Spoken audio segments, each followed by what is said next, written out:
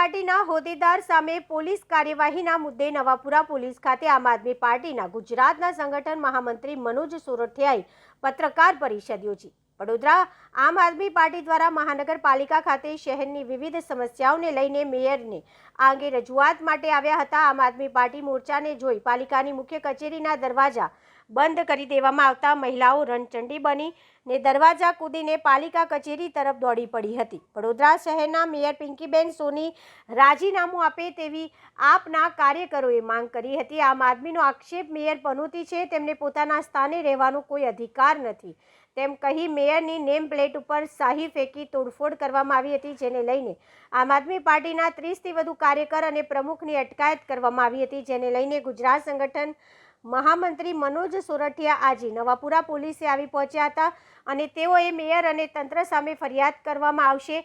વિશ્વામિત્રી પૂરમાં અનેક લોકોના મૃત્યુ પામ્યા, કેટલાક લોકોના રૂપિયાના નુકસાન સામે ફરિયાદ કોણ કરશે? તંત્રની નિષ્કાળજીને લઈને અનેક લોકોએ અકસ્માતમાં જીવ ગુમાવ્યા છે, એની સામે ફરિયાદ કોણ કરશે? હરણી બોટકાંડના આરોપીઓ સામે ફરિયાદ કોણ કરશે? ત્યારે વડોદરાની જનતાનો અવાજ બનીને પાર્ટી દ્વારા રજૂઆત કરવા ગયા હતા, પરંતુ મેયર કેબિનમાં ન હોવાને લઈને આમ આદમી પાર્ટીના કાર્યકરો ઉશ્કેરાઈ જતા તેઓના નેમ પ્લેટ ઉપર કાળી શહી અને નેમ પ્લેટ તોડી નાખતા આમ આદમી પાર્ટીના 30થી વધુ કાર્યકરોની અટકાયત કરતા મામલો બીચક્યો હતો।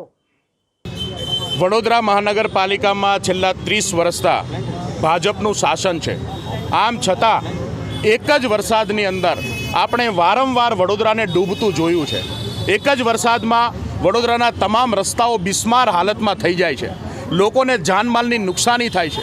હમણાં થોડા દિવસ પહેલાં એક રિક્ષા ચાલકનું ખાડામાં પડી જવાથી મૃત્યુ થયું। ગયા વર્ષે દિવસો સુધી વડોદરા જે છે એ પાણીમાં અંદર ગરકાવ રહ્યું, લાખો કરોડોનું નુકસાન થયું।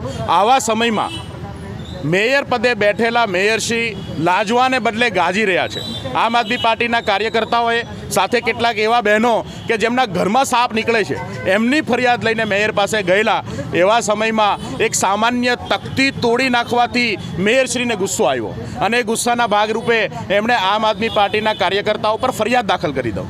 હું મેયરશ્રીને કહેવા માગું છું કે વડોદરાના કરોડો રૂપિયાનું જે નુકસાન થયું છે એના પર ફરિયાદ કોણ દાખલ કરશે? હમણાં જે લોકો મૃત્યુ પામ્યા છે એ બાબતે માનવ વધનો ગુનો નોંધવો જોઈએ, એની પાછળ જવાબદાર લોકો જેલમાં હોવા જોઈએ, એ ફરિયાદ કોણ નોંધશે? તમે તમારો ગુસ્સો આમ આદમી પાર્ટીના કાર્યકર્તાઓ પર કાઢો છો। આમ આદમી પાર્ટીના કાર્યકર્તાઓ બહાદુર કાર્યકર્તાઓ છે, એમને તમારી જેલ અને તમારા દંડાથી ડરતા નથી। વડોદરાના અવાજ માટે, વડોદરાના પ્રશ્નો માટે આમ આદમી પાર્ટી લડતી આવી છે ને લડતી રહેશે। હું મારા કાર્યકર્તાઓને વંદન કરું છું કે એક સમયે જ્યારે ભયનું વાતાવરણ છે, ભાજપ સામે કોઈ બોલવા તૈયાર નથી, એવા સમયમાં આમ આદમી પાર્ટીના કાર્યકર્તાઓ તમામ યાતનાઓ, તમામ દમનની સામે લડી રહ્યા છે। આજે વડોદરાની અંદર એવી પરિસ્થિતિનું નિર્માણ થયું છે કે વિશ્વામિત્રી સફાઈ અભિયાનની અંદર એકના એક કામ માટે સિંચાઈ વિભાગ અને વડોદરા કોર્પોરેશનને પૈસા ચૂકવા છે। 50થી વધારે કરોડ રૂપિયા આ ખાઈ જવાવાળા શાસકોની સામે ફરિયાદ ક્યારે થશે? આ પાછળ જવાબદાર લોકો કોણ છે? અમારી આમ આદમી પાર્ટી તરીકે વડોદરાની જનતાને પણ વિનંતી છે કે આ લોકો, સત્તામાં બેઠેલા લોકો તાનાશાહો અને એમને જ્યાં સુધી સત્તાથી દૂર કરવામાં નહીં આવે, એમને એમની ઓકાત બતાવવામાં નહીં આવે, ત્યાં સુધી વડોદરાના પ્રશ્નોનું સમાધાન થવાનું નથી। આમ આદમી પાર્ટી આપ સૌ માટે લડી રહી છે અને મને પૂરો વિશ્વાસ છે કે વડોદરાની જનતાનો પણ સાથ મળશે અને આગામી દિવસોમાં આ તાનાશાહો, અહંકારી લોકોને એમની જગ્યા બતાવવાનું કામ વડોદરાના લોકો કરશે। આજે કાયદો અને વ્યવસ્થાની વ્યાખ્યા અલગ કરી દીધી છે।